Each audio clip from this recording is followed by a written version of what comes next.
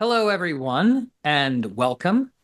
My name is Martin Andrews. I'm the creative director at inquirED, and it's so great to have you join us for today's webinar, Building a Culture of Discussion in Social Studies Classrooms. The National Council for the Social Studies time is running out, folks, for you to register for the NCSS annual conference in Boston this year, November 22nd through the 24th. It's such a great opportunity to join thousands of social studies educators and administrators from across the country.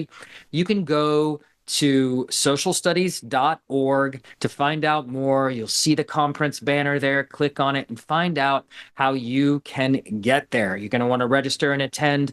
I'm excited about it. You should be too. You know what? You can visit me at booth 700. And if you do, I will send you away with a Strong Community Start with Social Studies tote bag. How do you like that? So you can, we can meet in 3D and you'll walk away with a tote bag. The National Council for the Social Studies Conference, November 22nd in Boston. The webinar series is also brought to you by inquirED. We support teachers with high-quality instructional materials that make joyful, rigorous, and transferable learning possible for every student. Our social studies curricula, Inquiry Journeys, K-5, and Middle School World History are used across the country to help students build deep content knowledge and develop the inquiry skills that are essential for a thriving democracy. You can find out more at inquirED.org. Reach out. We would love to talk about social studies, inquiry-based learning. They are our passion and our jam. So reach out. I just want this to be a question. The chat is super fired up, and I want to keep it going. So here's a question for you and the audience out there. What role did discussion play in your experience as a social studies learner? So growing up, when you were taking social studies classes, K-12, what did you experience in terms of discussion? Did you do it? How much of it? Answer that in the chat and we'll come back and take a look at your responses. But right now, I would love to invite on LaKethia White. Now, LaKethia, hey, LaKethia, how are you? Hi, Martin. I'm going to give a little intro to you, if you don't mind. LaKethia began her journey as an educator at Teach for America in Brooklyn. Later, she was a founding teacher of 3 schools before becoming a teacher leadership coach for the New York City Department of Education, where she led teacher teams through rounds of inquiry and action research. Right now, LaKethia serves as PD and learning lead at inquirED. LaKethia, thanks for being here today. Thanks for having me. And it looks like I think you probably have the chat there. And it seems like a lot of people, some people are answering with none. And some of it answered, I remember very little. And then it was helpful.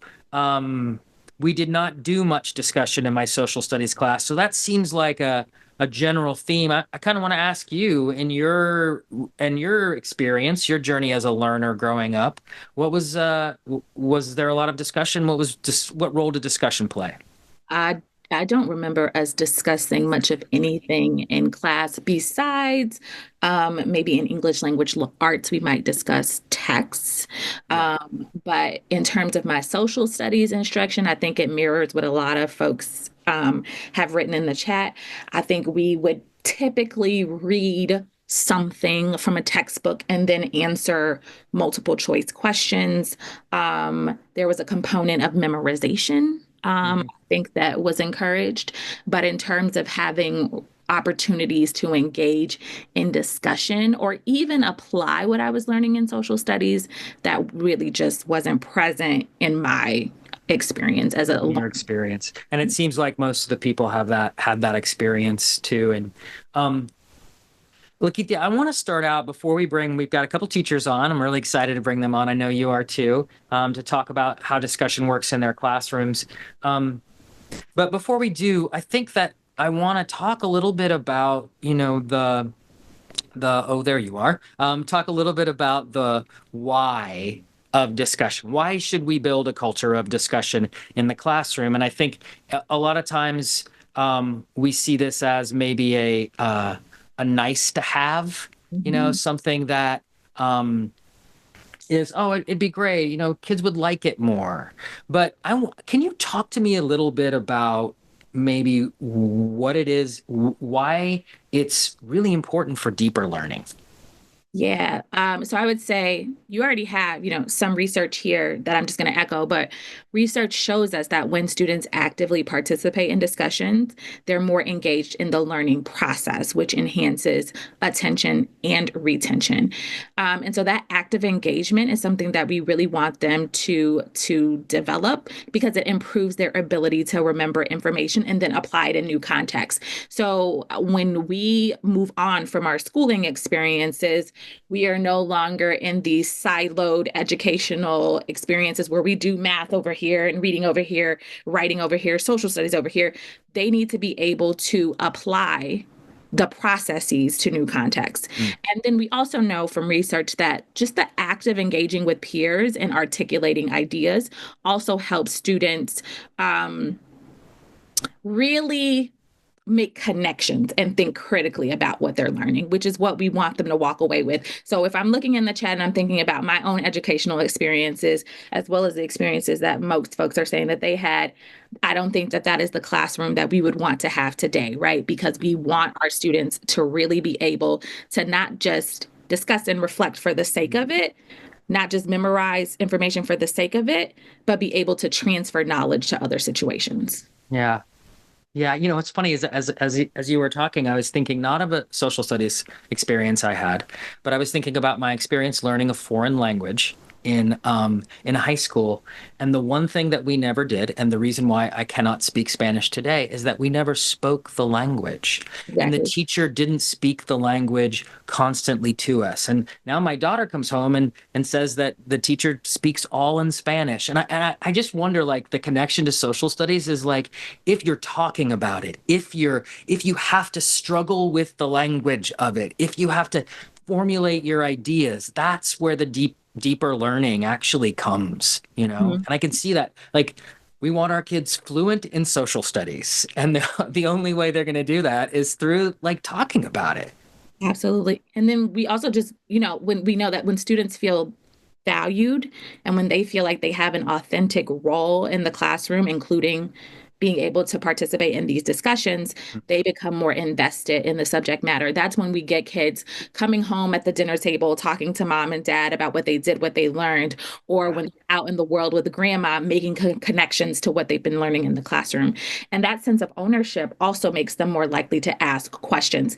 And that's a skill in and of itself. Being like someone who's really good at asking questions is something that I had to develop over time because I actually felt like in school, questions weren't necessarily things that my teachers wanted to hear from from me. They got to ask the questions, I got to answer the questions, and Yes. that was the relationship. And so I think we are moving to where we want students to have this sense of ownership that allows them to ask the questions, but also share their thoughts and be able to listen to the thoughts of others because we want to have not only a vibrant learning community in our classroom, we want to take that beyond the classroom where we have these civically engaged minded people who can both contribute through sharing but also through listening and trying to understand other people's perspectives. Yeah, and that's I put the last one up there that we talked about, which was, like, we want in social studies specifically, if we want to develop democratic skills in a social studies classroom, discussion, talking to each other, sharing ideas, getting into conflict Yep. has to be part of that experience because that's what we want them to take out into the world. Yep. We're living in an ever evolving, complex world where we have a myriad of perspectives and voices. And we want, like you said, students to not only be able to reach consensus easily, but navigate when we don't experience consensus. How do we accept that? Also, how do we critically even evaluate an idea, right? Just these skills are lifelong. They're not just for the social studies class, I think that's what I want to walk away with. When we have students in front of us, what we do for them that school year is so incredibly important, but what they walk away from us with and that they can apply beyond our classroom setting is even more important. Yeah. Um, I want to talk about because we use this word culture a lot in education, like a culture of the classroom, like build your classroom culture. And I apologize if you can hear noise in the background. It'll go away in a second. But I wanted to talk a little bit about when we use this word culture, just break down maybe some essential building blocks of this. And we talked a little bit about this and language, obviously, when we talk about culture with a capital C and we're looking at, we're examining it as social studies teachers and in an inquiry, a lot of what we look at are some essential building blocks. And one of them is a language, a shared language. And it's no different when we're building a culture of discussion in our classrooms. And so, can you talk a little bit? And I'm going to love to hear what our teachers have to say about this, is that you have to develop that shared language Mhm. to build a culture of discussion. Can you talk a little bit about that? Yeah, so I'm going to go big picture first and talk about culture. One of my favorite kind of educator thinkers is Cornelius Minor, and I just want to read something he says about culture. He says, to many of us, the culture of our schools or of our classrooms is invisible. It just is. It's how things are, how they have always been. Some of us know classroom culture to be how we greet each other or how we line up for recess or how we share snack, the rituals that we decide on in our grade teams or departments or in our classrooms at the beginning of each term. But if we want to ensure that kids benefit from the way that we choose to do school, we must realize that culture is not naturally occurring. We make it, or it is thrust upon us. Either way, culture is visible and large. And if we are not careful, our classroom and school culture can work to silence, exclude, and oppress children, right? And so I think that's just a beautiful way to think about like how important it is that we name the invisible, that we make the invisible visible in our classrooms, and that we're very consciously aware of what we're building in terms of culture. And so if we're starting with something like language, the language that we use in the classroom significantly shapes how discussions unfold. So specific language choices can either help students feel more comfortable expressing their ideas. So that might look like having these sentence stems that students can pull from, and framing in the positive when they're using these sentence stems. I agree with, or because what I hear you saying, it can make a huge difference because it's giving them something to ground themselves in when they're trying to enter these discussions. But we can also set a tone for a non-respectful or non-inclusive classroom with the type of language that we use, both in what we model as teachers, but also in what we amplify for teachers in the classrooms. And so something that I sometimes notice that teachers often do is they will place themselves in the discussion by saying things like, I like what you said, or I like what this person said. Yeah. And so now it sometimes put the child in the role of trying to please the teacher versus like having an authentic contribution to the conversation. So just being mindful of how we're using language, I think is important for culture.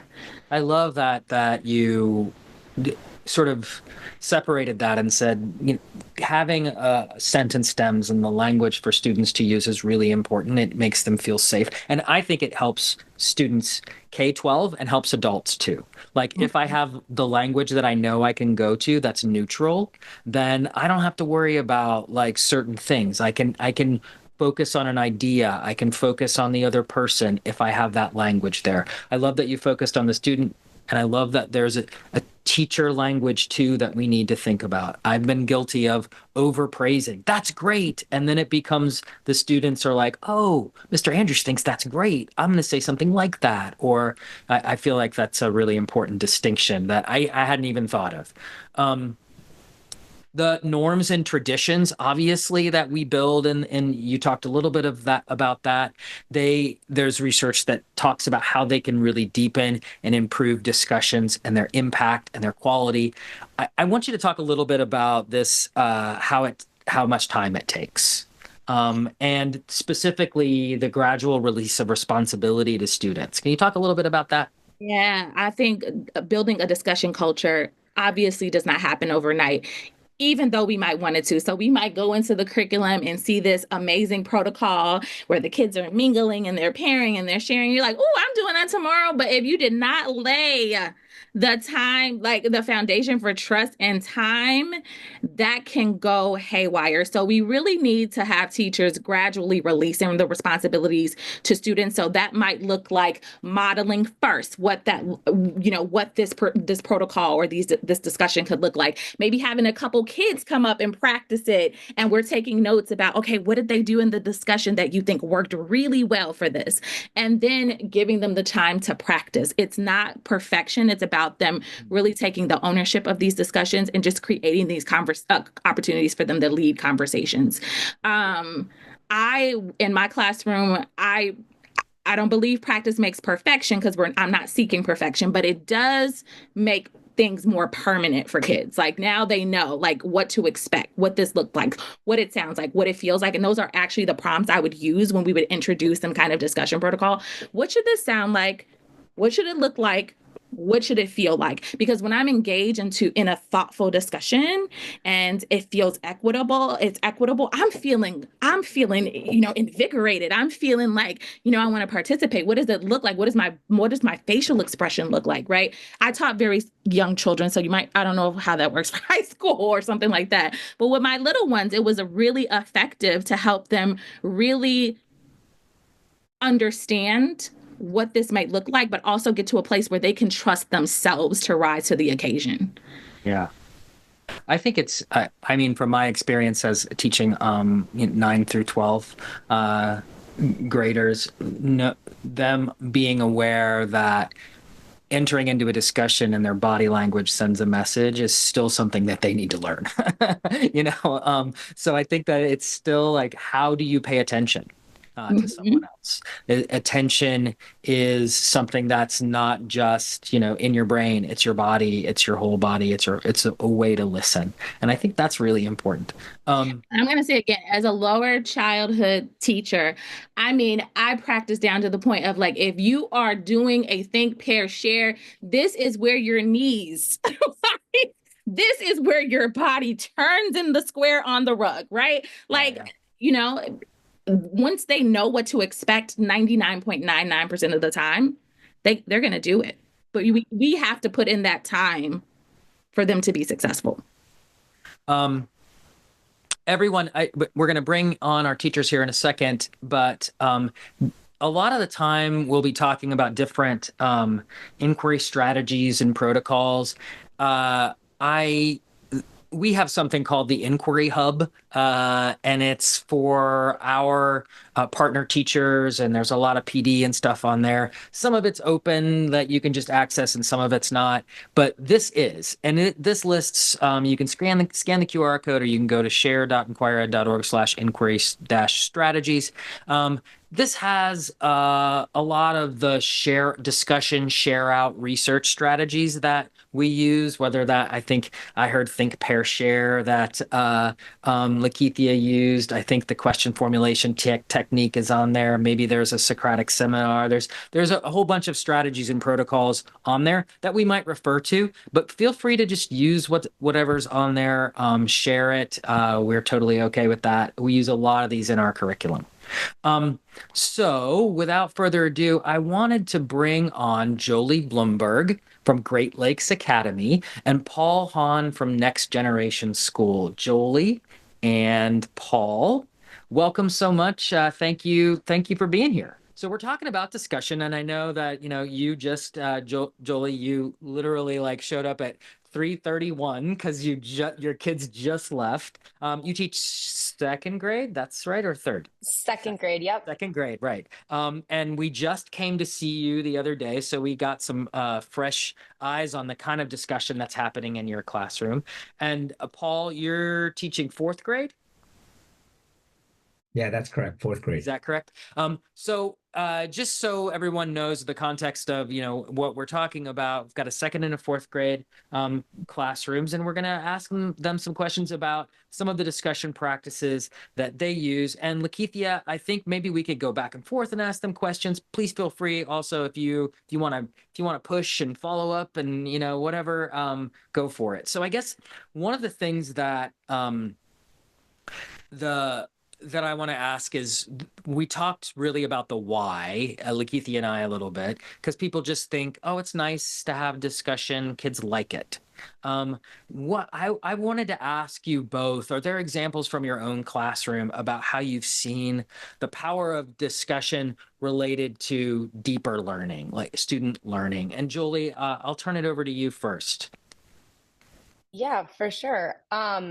Again, I teach second grade and specifically within inquiry. Our start of year, we start talking about economics, which kind of sounds crazy with second grade.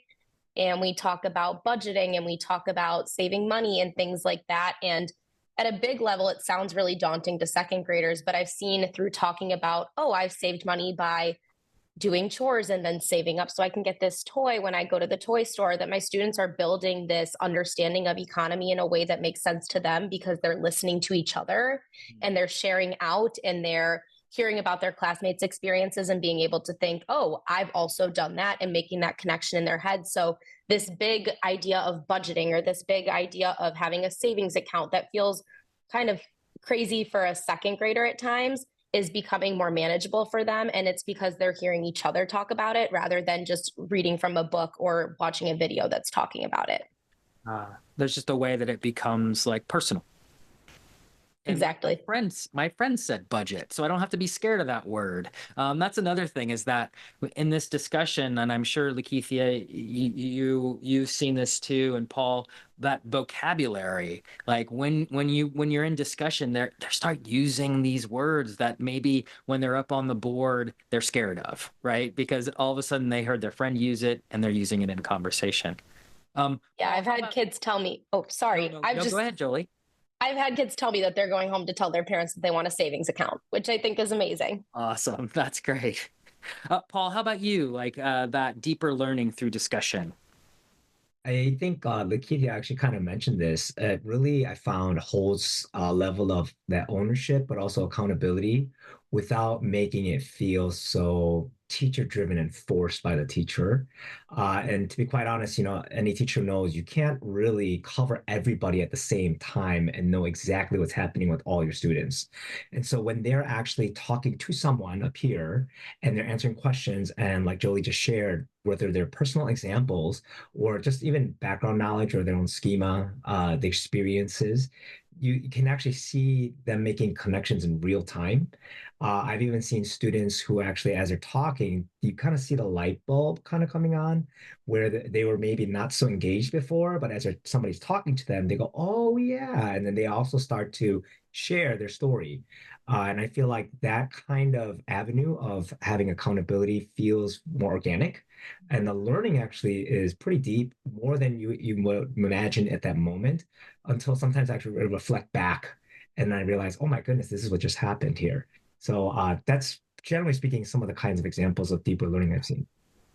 Um, what about that idea? I think we talked a little bit about language, and is that what kind of prompts or vocabulary or shared language do you try to establish in your classrooms early on to sort of build that shared language of discussion? And Paul, I'll go to you first. Sure. So I have dedicated a small wall space. I have a big wall space for our inquiry, but I have a small space where I've actually created a blackboard where I actually write down just our essential questions that we're really pursuing, and they stay. And so what happens is I constantly refer back to the essential question just to refresh our memory on what are we doing. Mm. And then I actually, for this current unit, we're talking about natural resources, created a visual, very simple, three circles where they overlap, the Venn diagram that shows environment, economics, and people. And so they have a visual to connect to, oh yeah, this is what sustainability is. We keep talking about sustainability. So for some who are kind of having trouble defining it, they see the visual. And then from there, the language with all the words that we put on our inquiry wall, the vocabulary we use, whether it's scarcity or renewable, non-renewable, we constantly point to that. And so my tools are actually on the board. So even sometimes when I forget, I just look at the wall and I say, oh yeah, this is what we're talking about. This word again, let's say it together. And then we start sharing examples. And one last one I'll share quickly is LaKethia kind of talked about sentence stems. We have this protocol we use when we're giving feedback to each other called cool, warm, and suggestion feedback that comes from inquirED. And what we found is that language that students have to use where we say, I think you're meeting the goal because, and then they start to show an example. Or if it's something they're going to say that's not meeting the goal, they might say, I don't think you're meeting the goal because something as simple as that. And they get the suggestions. You might want to try, you can consider. And so that love, that simplicity actually is more powerful because yeah, beyond words of good or great, where they come up and is this good, or to a partner, oh yeah, this is great. Now you have to actually give evidence of the goal that comes from whatever we're working on. And that's the kind of language I've seen happening. Yeah. Jolie, I saw a lot of anchor charts in your room. I saw a lot of visible learning and some shared language too. Could you talk a little bit about shared language in your, and I think I can see some of those things in the background of Yeah. your camera. Yeah, so the students face my smartboard, and so right above the smartboard, I have sentence stems, 4 habits of discussion. I do teach inquiry, but I also am primarily a math teacher, and all of math is also now really discussion based, which is awesome. And so we just have a culture of active listening, and a part of that active listening is that the students are showing nonverbals as we're sharing out. So they're agreeing, they're disagreeing, they're showing that they want to add on. And then along with that, then I'm referencing and pointing to when I call on them or when they're called on to build on by their classmate, the sentence stem that says, I agree with this because I can prove this by, and things like that. And so it's helping facilitate the conversation as the students are going and providing that sentence stem. And it's kind of cool to hear that, like in 4th grade, they're still using the same warm and cool feedback because we do the same protocol in 2nd grade. We did an activity where they created a game board and they were looking at each other's game boards and saying, I think you met this goal because. And so that skill is being built from 2nd grade up, which is awesome to hear. Yeah.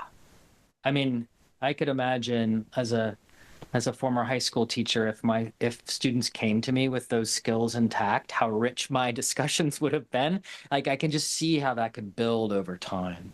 LaKethia, any reflections or feedback just about what they shared? Well, I had a question for y'all because I love the warm, cool, suggestive structure. And like you said, in inquiry journeys, they're learning that vertically. How do you support when students receive feedback that they don't necessarily agree with? How have you taught students to respond to and react when they're not hearing something they necessarily want to hear? Mm.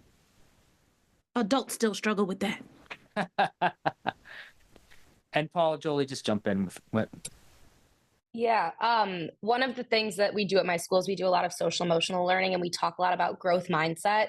And so one of the things that we kind of tie in when we're doing those feedback conversations is the idea of growth mindset, and the idea that if I'm getting this feedback, it's only going to help me improve my work and continue to get better. And so I like to kind of tie that language in as we're doing those feedback lessons in order to help students experience and see, oh, this is an opportunity for me to go from good to better to best. That's one of the languages that we use at my school a lot, is good, better, best. So we're starting at this point and we're going to keep going upward.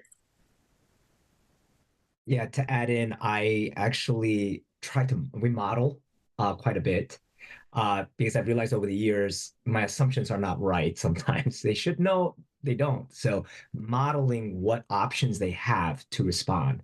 And I think some are surprised when I also give an option. One option, of course, would be I listen actively, like Jolie was saying, here's how I look when I do active listening, and I should consider what my partner is saying. But then one of the options are you can disagree.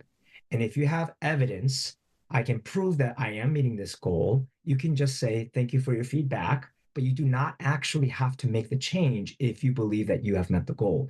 Of course, if you feel like you haven't met the goal and your partner is showing evidence, that's where you should strongly consider what kind of changes you may make. So, yeah, again, with the modeling, just showing there are options and there are ways to go ahead about this. Nice. Yes. I think y'all both touched on this, but another question I have related to just supporting students and being able to engage in these rich discussions is how do you, so we talked about sentence stems and visuals. I'm wondering if there are other ideas or other supports that you leverage for students who might be struggling to articulate their thoughts, maybe students who are diverse learners or students who are learning English, or even students who have made, sometimes we get transfers the third quarter of the year and they're coming from a school that didn't actually do a lot of equitable discussions. How do you support those students with being able to like enter the discussions and participate? Go for it. Just jump in.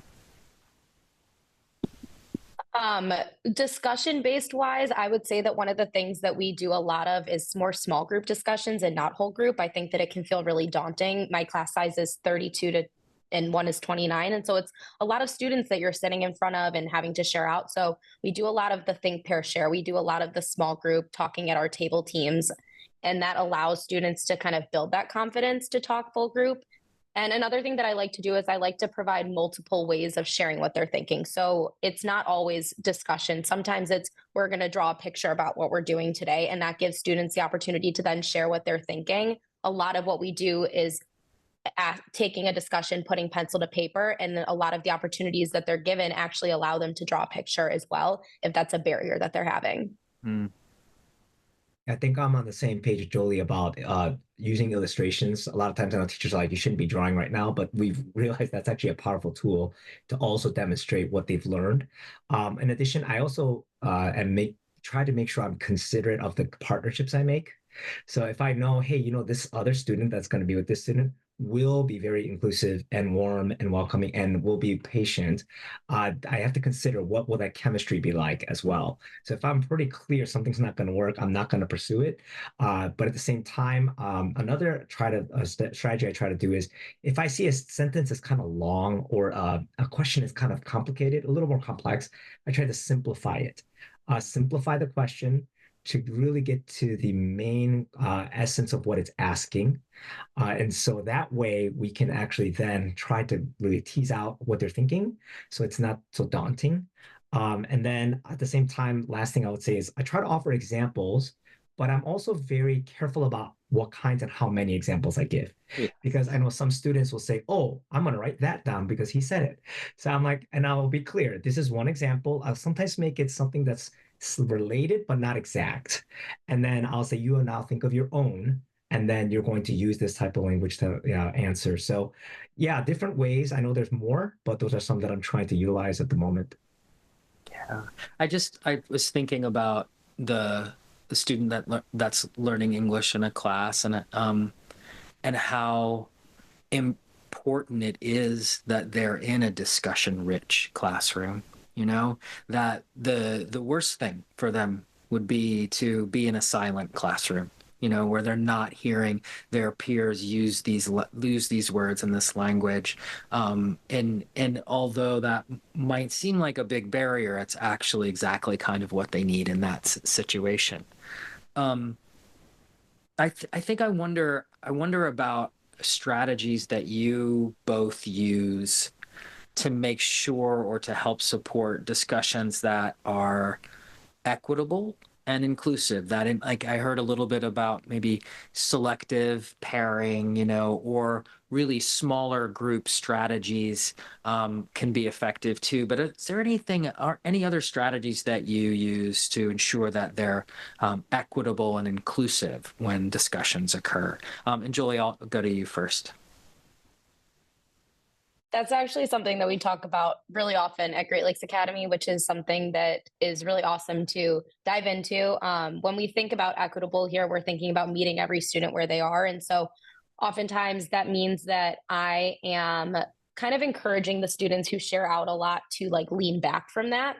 I'm not always picking from hands. I know that cold calling is kind of hearsay, like if that's a good thing to do, not always great to do. And I always give students an opportunity to discuss first and then go into cold calling, but I try to do that as well, just to give everybody a chance to share out. Yeah, I'll turn it over to you, Paul. Yeah, so one strategy I've picked up from another teacher many years ago is we do something called clock partners. So at the beginning of our school year, we actually give out a small version of a clock that they write on. And for every hour, they are meeting with somebody different. And so we've set that. And so throughout even inquiry, or actually this goes across subject areas as well, we will call an hour, and then we mix the deck, and then we kind of call out another hour. And so they're constantly meeting with different people. And eventually with 12, unless they're very popular, I guess, you usually end up not always being with your friends or your go-to people. You're also meeting with other people who you may not naturally speak with. And so when that happens, I also try my best to monitor and to really check in to see what kind of conversations are happening, to also kind of guide as necessary to make sure that that kind of culture is happening, and to really spark something, especially if it seems a little slow to start, to give questions to them, even in a very direct way, so that they can continue on. Yeah, I wanted to ask our attendees out there too, if there are strategies they use to help support equitable discussion in their classroom. Please share them in the chat. I'm sure we have also a wealth of experience and knowledge out there. LaKethia, anything that you want to follow up with, or some new direction you want to take us in? Jonathan already got us started in the chat. So thanks, Jonathan. Okay. I was going to say not necessarily about the equity piece in the discussion, but even prior to the discussion, like how do we ensure that I have like an inclusive environment that would make a discussion productive. One thing I used to do is like a sociogram. So I would ask every kid in the class privately, like, who is someone that you would like to have lunch with? And who is somebody you would like to read with? And anytime I noticed that there were children who no one said their name, that was an opportunity for me to think about how can I make sure that this child is more included in the classroom? How do I make sure that this child feels it, but also the other members of the classroom see them as a part of the classroom community because they're being overlooked for some reason. So sometimes that's on the back of my mind too, like the social dynamics of the classroom can also impede these types of discussions. Yeah. Julie and Paul, I want to give a chance for you to talk about like a go-to strategy or protocol that you use in your classrooms. We didn't coordinate, so I hope you didn't pick the same one. And if not, somebody switch. But I'll start with you, Julie. So you get to go. Paul, you better be quick on your feet if it's the same one you've picked. So my question is, what's a go-to strategy or protocol that you've incorporated across your instruction for discussion? And then how did you introduce it? And how do you kind of build that? If you were listening at the beginning, LaKethia talked about that gradual release of responsibility. So how did you introduce it? How did you practice it? How did you eventually make it so that the students have ownership of it? Julie, I'd love to hear. Yeah, I would say my go-to is think, pair, share. I rolled it out starting day one of the school year. We started with it being a little bit more fun. So we started by playing Would You Rather. So all of the students were building community. We were building relationships with each other. And we roll it out really intentionally where we have in our students assigned seats, there are little stickers on their desks. One is pink, one is blue. It's not for any reason other than that signifies who's partner one and who's partner two. And we really intentionally practice each partner starting the conversation in a different question. And that other partner is given the task of listening actively, using nonverbals to agree or disagree if that's something that they feel comfortable with. And then we have signals where we have a doorbell. I actually have it around my neck where if I ring my doorbell, they know that that's a signal for them to switch to the other partner. Or if I say switch, they know that's a signal. And we started the year out with intentionally saying, okay, before you share partner two, you're going to say, I agree, I disagree. You're going to give them some sort of feedback on what they said. And it doesn't happen day one. It doesn't happen day two. It's something that we're still working on, and it's almost the end of October, but we're constantly working on making sure that we're actively listening And one of the ways that I hold students accountable for this is oftentimes not necessarily in an academic setting, but when we're doing an SEL team builder or something like that, I'll ask my students, rather than sharing out what they said, to share out what their partner said. And so that's encouraging that active listening. And it's also just continuing to build the like the autonomy of using habits of discussion when they're just in a private conversation rather than it being full group. Hmm. I was going to say turn and talk similar, but I'm going to actually add another one that I like to use. It's called See, Think, Wonder. So it's really having students engage also in other senses, I guess. So, for example, there will be a picture of what they're looking at. It could be some sort of historical event or just something related to what we're teaching. And all I'm asking them to do is, what do you see? So observations only. Then we start discussing our observations. We pause, we switch. What does it make you think now? And so the thoughts that you had as you looked at this, the observations and the thoughts, what came out? And then the final question we get to is, what does it now make you wonder? What questions do you have now about this? Most recently, we did this when we did a case study about the Dust Bowl. And so we actually saw a picture. It was a picture of the Dust Bowl. Some of the students, I think, had a little bit of background knowledge, but most had no idea. And so they were saying very interesting things that they observed. And then we revisited it after the study was over. And their responses with that, you really see how much deepening happened because they could actually provide evidence, explanation, as well as their own personal language to be able to say, I know exactly what this is. This was a disaster that we made, and this is what happened, and this is why it happened. And so I think See, Think, Wonder has been pretty powerful too. What are some challenges when you first introduce something like that, Paul? A See, Think, Wonder. What are some things that might happen and occur, and how do you deal with them? So it's See, Think, Wonder. Some students go straight to think, and some go straight to wonder. And so I try to really practice, model, and like Jolie said, it's not instant. Anything takes practice, it takes time. And so as we do it, only what you see. And so what I will also ask students is for observations only. And so we will continue sharing out for only observations. And if somebody's about to share a question or a thought, I'll say we'll get back to that very soon. And so we'll come back and we'll kind of circle around. But the order definitely is something that they might not follow. LaKethia, do you have any follow-up questions for Jolie or Paul about those discussion strategies? I would love to know how these strategies evolve over the course of the year, especially like Jolie, you have little ones. What does it look like in the beginning of the year? And then how does this protocol or discussion strategy take shape by the end? What do you notice over the course of the year? Yeah, at the beginning of the year, it's a lot of talking at each other at the same time. It's a lot of, oh, are you partner one or are you partner two? And even now, I'm starting to see some of my more quiet students are opening up and finding their voice. And it's also allowing them to build friendships outside of the classroom, which is really exciting to see. Students who are sitting next to someone who wasn't their best friend in first grade, they're now having these discussions in class and it's coming outside of the classroom, which is really exciting. But it just evolves that it also becomes their natural ability to just listen to somebody who's talking, even when it's not a formal turn and talk or a think, pair, share. It's building their listening skills in general in life. Yeah. Paul, I had a question for you specifically, maybe beyond a See, Think, Wonder. Like you do sort of those longer protocols that are questioning or discussing, like the question formulation technique, or maybe even like a Socratic seminar or something like that. Those ones that maybe as fourth graders, they're a little bit more able to experience that longer protocol, like a seminar or something. Could you talk about like that experience, either like maybe with a question formulation technique when you first introduce it, and what it looks like by the end of the year? Yeah, I think the QFT is very new for many students.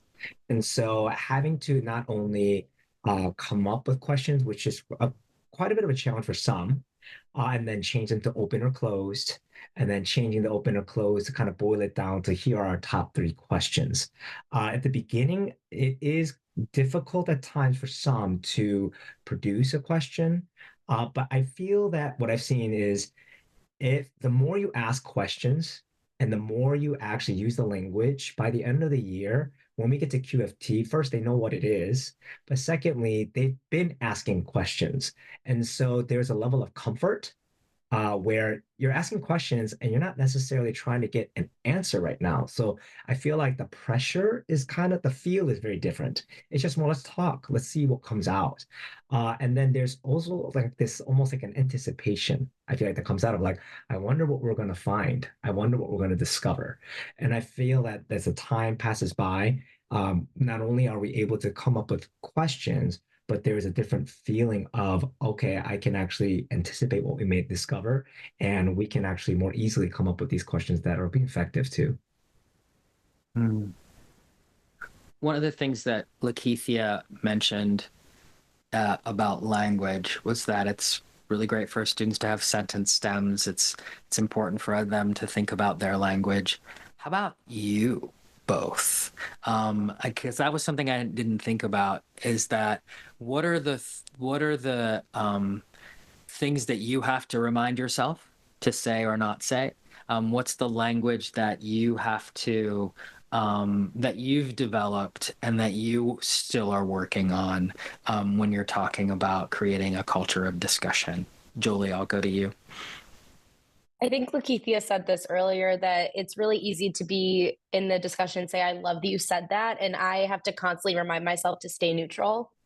One of the things that I say often is, what do you guys think about that? Or, okay, so and so just said this. What do you agree? Do you disagree? And I open it up to questions more so than giving my own opinion. I'll obviously try to encourage the participation, and I love to shout students out or things like that. But I maintain that even when a student is saying something that maybe isn't on the right track, and supporting the students for what they're saying, no matter what the outcome is, so that they feel that confidence, and then asking the students to evaluate so that it's not coming from me, and then building into the discussion from there. Really working on staying neutral. And Paul, how about you? Someone just commented that my volume is very low. I'm so sorry. I'll speak up. For me, I think so. I will give a scenario to kind of explain this. We do have prospective families that come to our school to check out what our school's about. And sometimes they might come in during a discussion time. And as I walk in the classroom, I know that it can feel like, oh, it sounds chaotic. But actually, I try to kind of speak up and shift the paradigm, I should say. And I say, there's a lot of learning happening right now. So feel free to kind of listen into what the students are saying, really helping to see it's not that I've lost control and it's not that the students are mindlessly speaking. We are actually making meaning, asking questions. We're digging deep and we're really getting into what we're discussing or exploring right now.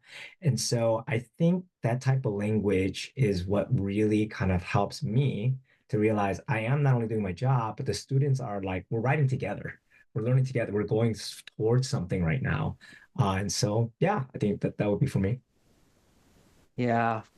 I know that I was thinking about the QFT and how rigid they are in the language, that they say you cannot comment on anyone's question. You can't, and they are really important, really emphatic about the teacher not saying or the facilitator not saying good question.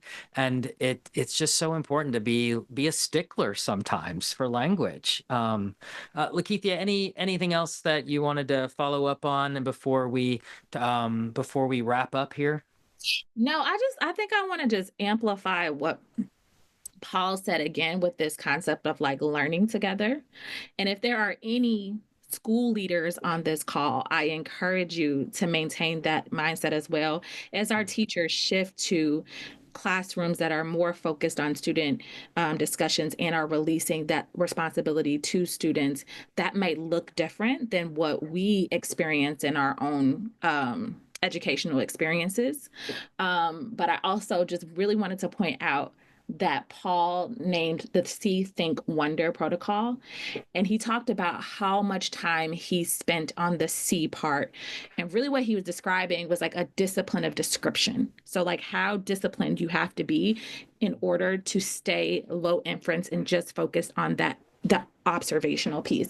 And so I'm encouraging my school leaders, if you're here, to work on your discipline of description when you're walking into our classrooms with our teachers, focusing on seeing before you think and before you wonder as well. Will support our teachers as they're supporting their students with these types of discussion protocols. Yeah, can be a vulnerable thing to open up a class and say this is going to be a more social, interactive class, and especially when someone walks in the room because they don't know it and feel it and understand it like our teachers do, who are there every day. So, Jolie and Paul, thank you for being out there every day and working and creating cultures of discussion. I really appreciate you joining us today. Thank you so much. And LaKethia, thank you as well for joining us. And everyone will be following up with a blog post and a recording and join us for our final webinar in December. Thank you so much and have a great night. Thanks, everybody.